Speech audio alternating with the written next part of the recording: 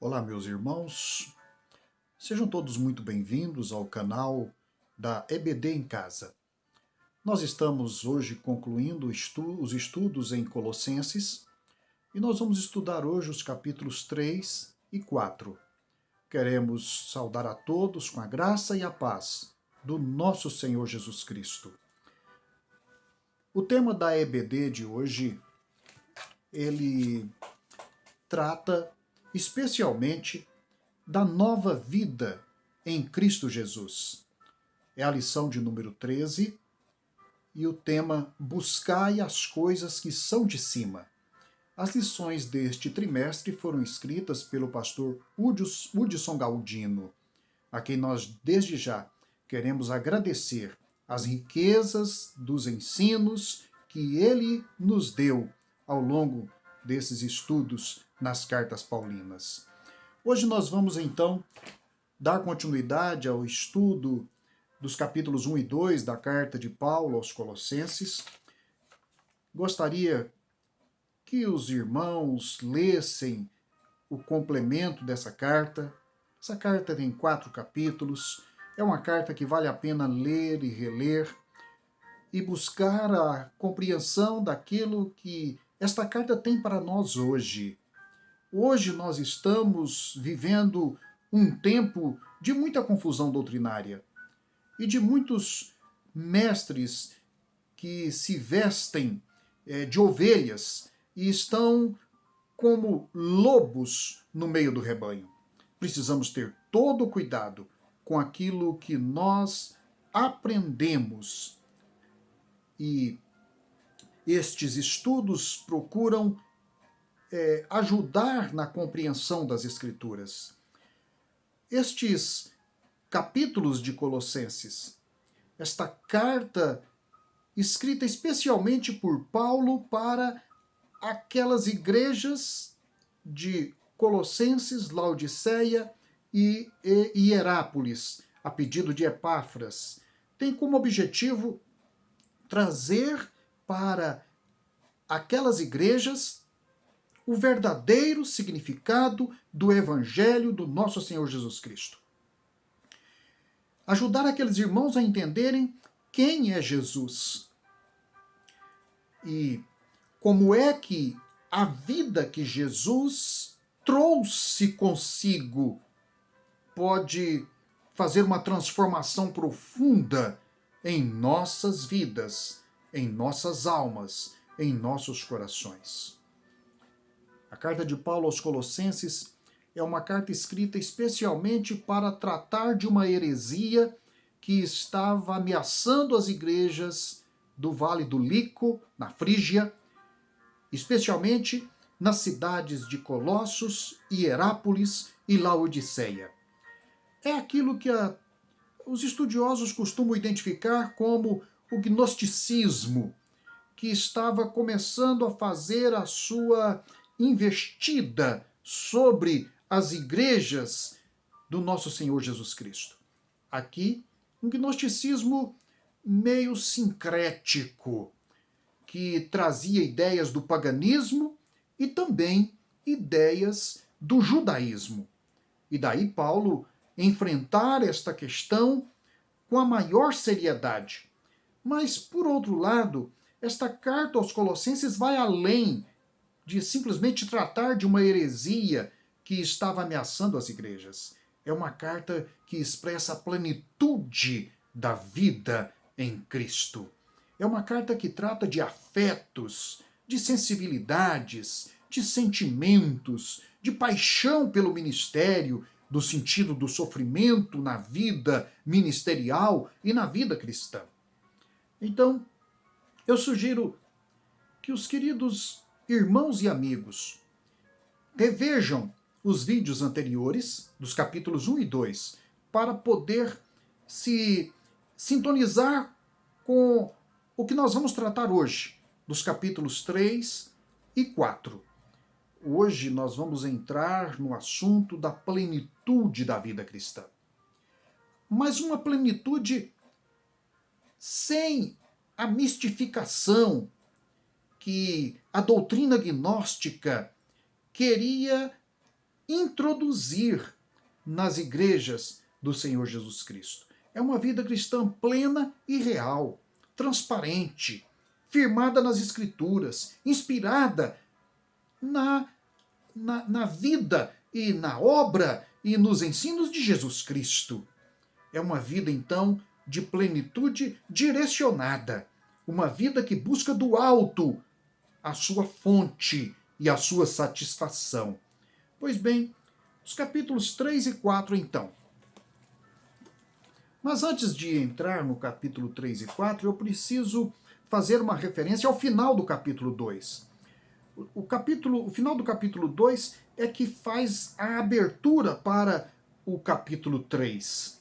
E o apóstolo Paulo, ele termina o capítulo 2 fazendo uma pergunta muito importante aos crentes destinatários desta carta aos Colossenses. Ele diz: se já morrestes com Cristo para os rudimentos do mundo, por que, como se vivesseis no mundo, vos sujeitais a ordenanças humanas, tais como não toque nisso, não coma daquilo, não se aproxime daquilo outro, segundo preceitos e doutrinas de homens, diz o apóstolo Paulo. O gnosticismo era uma invenção humana, era uma mesclagem de ideias mitológicas e pagãs com uma interpretação judaica das escrituras que condicionavam a salvação ao cumprimento dos ritos judaicos.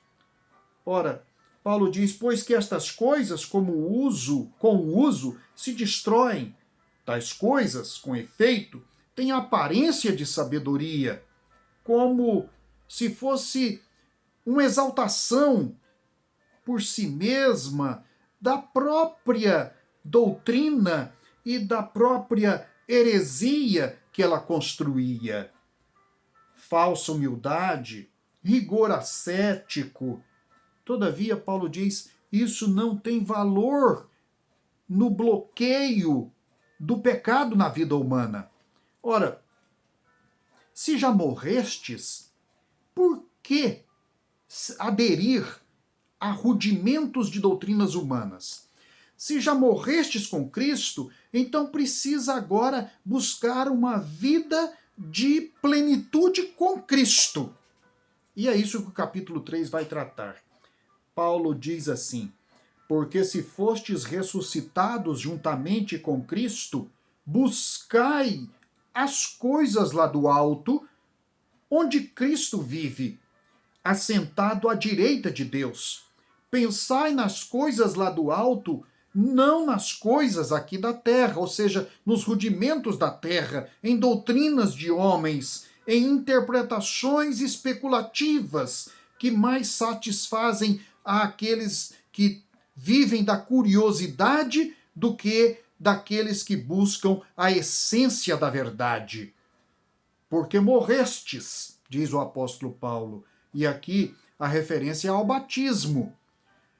Vejam, Paulo estava até aqui tentando mostrar que o batismo é o ponto de partida.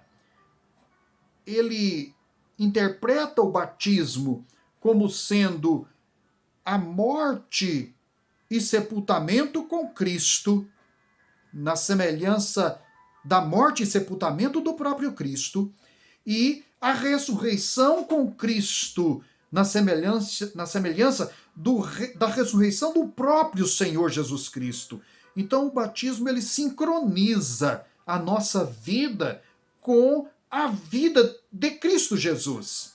Ele sincroniza a nossa experiência cristã com a graça revelada por Cristo Jesus na cruz do Calvário, no seu sepultamento e na sua ressurreição gloriosa. Quando Cristo, que é a nossa vida, se manifestar, então nós também seremos manifestados com Ele em glória. Por isto Paulo diz: vós fostes ressuscitados juntamente com Cristo. Ou seja, final do capítulo 2 diz que se nós morremos com Cristo, agora então precisamos de experimentar a ressurreição com Cristo. E a ressurreição com Cristo é a vida nova que o Senhor Jesus Cristo nos dá. Pois bem, estes capítulos 3 e 4 nos falam a respeito da vida em sua plenitude, de onde Cristo atualmente está. A vida cristã é uma vida de sincronização com a atualidade do posto em que Cristo ocupa ao lado do Pai na glória celestial. Nós vamos nos aproximando de Cristo e vamos sincronizando a nossa vida com Cristo no status da atualidade em que ele se encontra ao lado do Pai na glória celestial. A vida cristã é uma vida, então, de contínua atualização com a vida que emana da glória celestial para abastecer o nosso coração e a nossa alma na plenitude da vida com Cristo Jesus. Este capítulo 3 e 4, ou estes capítulos 3 e 4, eles mostram então este processo de transformação pela qual nós vamos experimentando na vida cristã. São novas coisas, são novos modos de ser. Então, é uma vida que está muito regulada pela imagem de Cristo em nós. Ela está muito regulada pelo exemplo de Cristo e pelo que ocorreu na realidade com a vida de Cristo. E isto que ocorreu na realidade com a vida de Cristo se torna, então, o paradigma para nós. Nós nos assemelhamos a Ele, nós nos identificamos com Ele, e do modo como Ele padeceu, do modo como Ele foi sepultado e do modo como Ele ressuscitou, nós também estamos, então, espiritualmente passando por este processo para que sejamos aqueles que experimentam a vida plena da divindade de Cristo Jesus. Ok? Esta vida ela é cheia de sentimentos novos, porque experiências novas implicam em sentimentos novos. E Colossenses é a carta onde Paulo vai então mostrar os novos afetos espirituais, humanos e cristãos para o crente. É uma carta cheia de afetos. E no capítulo 3, Paulo vai tratar dos novos modos de ser do cristão. Ele vai tratar também dos afetos na comunidade cristã. Ele vai tratar dos afetos na vida domiciliar. Depois, no capítulo 4, ele vai falar dos afetos nas relações ministeriais. Então, é uma forma do apóstolo Paulo mostrar esta plenitude da vida, mas não uma plenitude apenas imaginável, mas uma plenitude experimentável, sentida na própria vida que vivemos neste mundo. Eu gostaria de começar, então, no capítulo 3, falando a respeito dos novos modos de ser.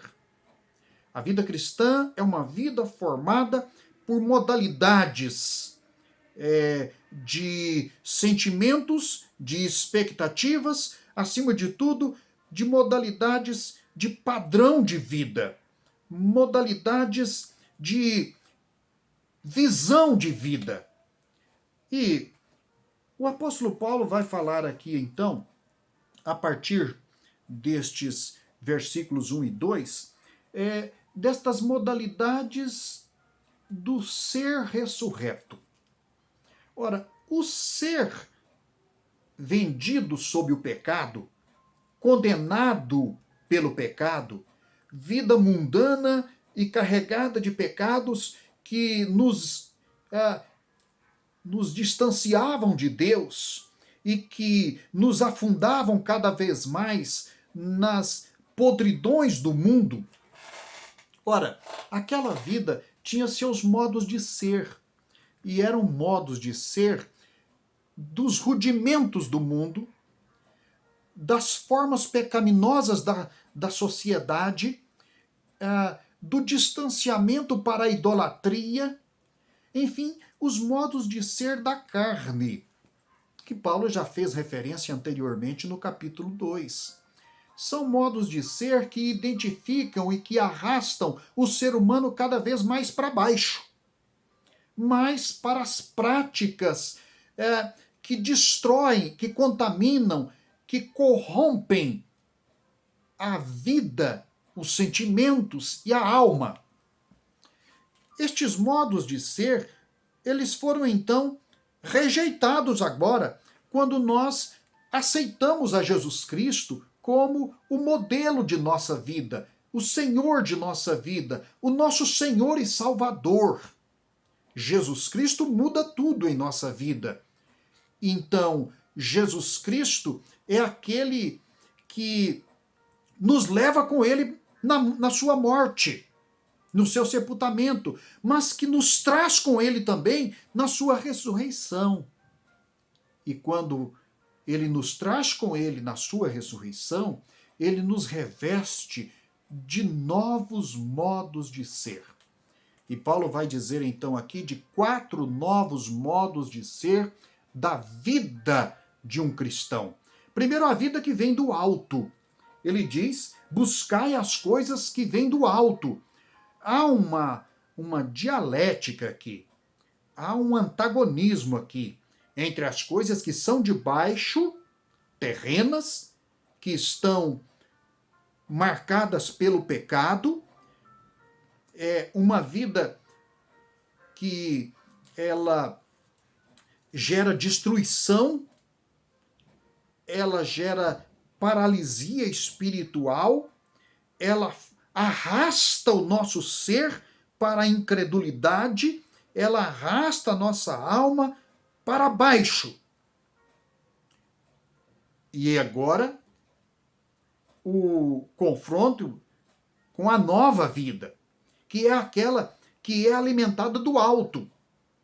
É a força do alto que nos puxa para cima e para diante.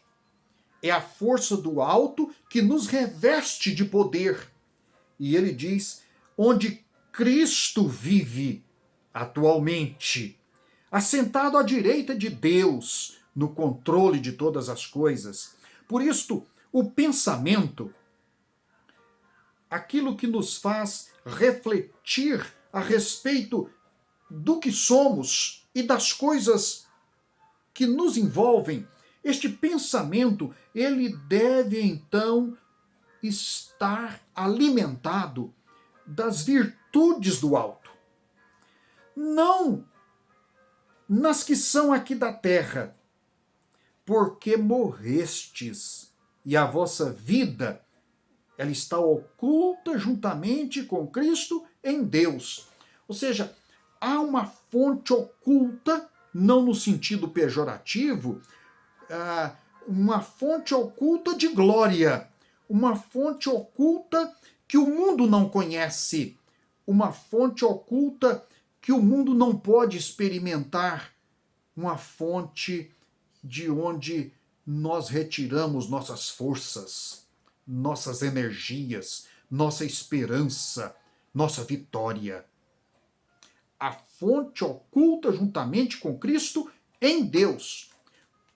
Cristo, no momento presente, ele está oculto do mundo. Ele está à direita do Pai na glória celestial. Ele um dia há de se manifestar de novo. Mas este período em que ele está oculto do mundo, ele não está oculto do crente. A vida do crente, ela é alimentada, subsidiada, sustentada pela vida que há em Cristo Jesus. Em segundo lugar, O outro modo de ser é da vida que vem da promessa do futuro glorioso. O verso 3 diz: porque morrestes e a vossa vida está oculta com Cristo em Deus, lá no alto. E quando Cristo, que é a nossa vida, se manifestar, então vós, ou nós, também seremos manifestados com Ele em glória. Ou seja, nós temos uma modalidade de vida que é a vida orientada para o futuro glorioso da volta de Jesus Cristo, que trará consigo todas as riquezas espirituais, toda a glória do Pai Celestial e nos levará consigo para a vida eterna. Então, nós orientamos a nossa vida terrena na direção desta manifestação gloriosa de Cristo.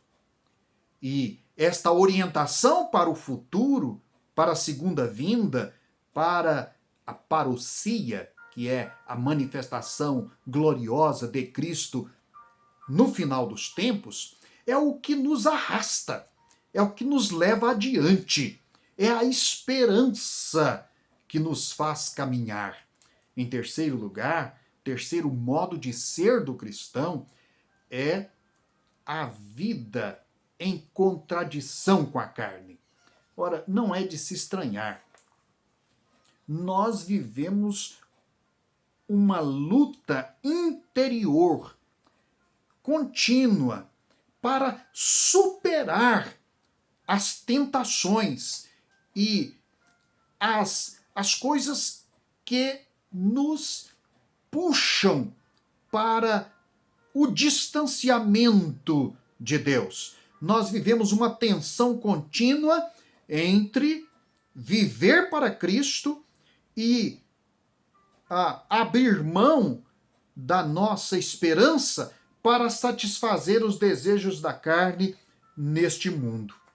Esta tensão, ela é uma condição, uma modalidade da nossa vida em Cristo Jesus. Enquanto estivermos na face da terra, nós estamos em contínua luta de renúncia diária do pecado.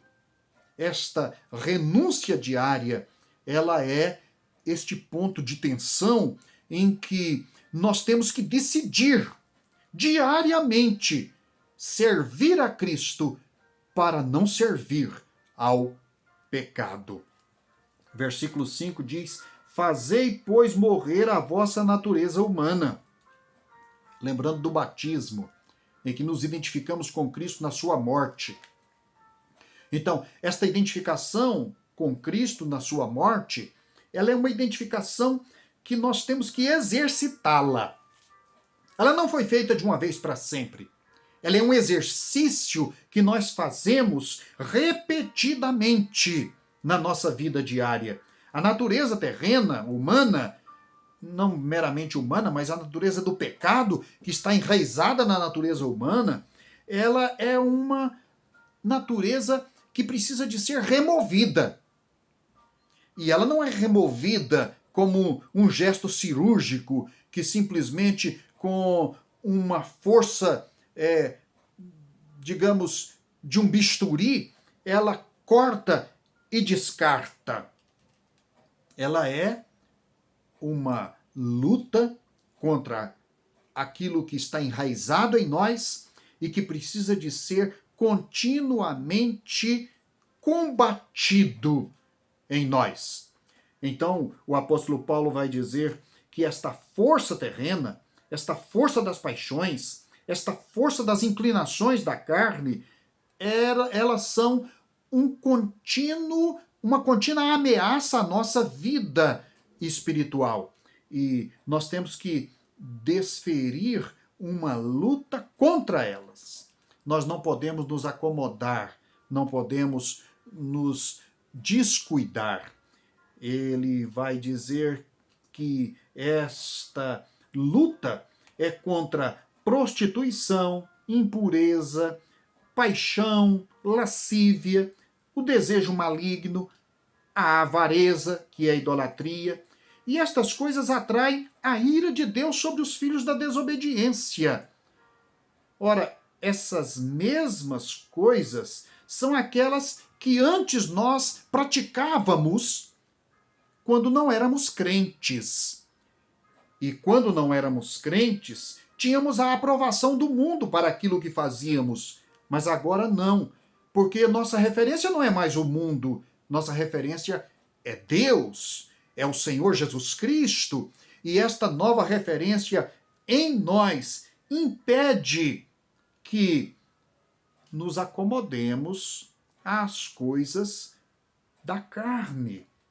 Nós andávamos, sim, na carne, mas já não andamos mais na carne. Queremos agora andar no Espírito e em santidade de vida. Agora, porém, despojai-vos, ou seja, deixem de lado, coloquem de lado, deixem para trás tudo isto. E mais ainda, ira, indignação, maldade, maledicência, linguagem obscena. Não mintais mais uns aos outros. Então tudo isso é parte das modalidades da carne, que essas modalidades precisam ser desalojadas de nós. Então, esta luta contra a carne, ela é uma necessidade que continuamente nós precisamos de lutar contra elas. Apóstolo Paulo em Gálatas, no capítulo 5, versículos 16 a 21, ele vai falar dos frutos da carne e vai jogar estes frutos da carne em oposição aos frutos do Espírito. Então aqui em Colossenses há um esboço disso que Paulo trata lá em Gálatas, mostrando que esta realidade, ela é uma realidade contínua, insistente, ameaçadora da nossa vida espiritual e que nós precisamos então de assumir uma atitude de luta contra as tendências e inclinações deste mundo. E em quarto lugar, o modo de ser do cristão é uma vida que ela é nova e se renova. Nós somos movidos pelo novo em Cristo Jesus. Então, no versículo 10, Paulo vai dizer: e vos revestistes do novo homem, que se renova para o pleno conhecimento, segundo a imagem daquele que o criou. Há uma palavra redundante aqui, que Paulo vai usar, que é revestir do novo homem e renovar-se continuamente no novo. A minha tradução diz: se refaz para o pleno conhecimento. A palavra refazer, ela não expressa de forma completa o que Paulo, de fato, pretende imprimir neste movimento do novo ser em Cristo, que ele quer destacar aqui para os colossenses. É o novo homem que se renova ou que continuamente se apropria do novo. E aqui Paulo impõe isto como uma modalidade de ser. O novo homem tem o poder de progredir pelo conhecimento pleno de Deus, para a imagem plena do seu Criador. Aqui Paulo diz, segundo a imagem daquele que o criou. O criou significa, criou em Cristo Jesus. A velha criação, ela agora encontra a sua renovação e salvação em Cristo Jesus, que é a nova criação.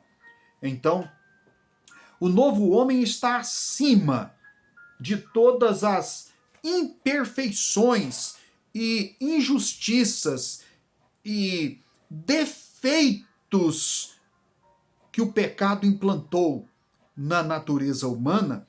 E Paulo vai então acrescentar aqui que este novo homem, ele está acima das divisões entre judeu e gentio.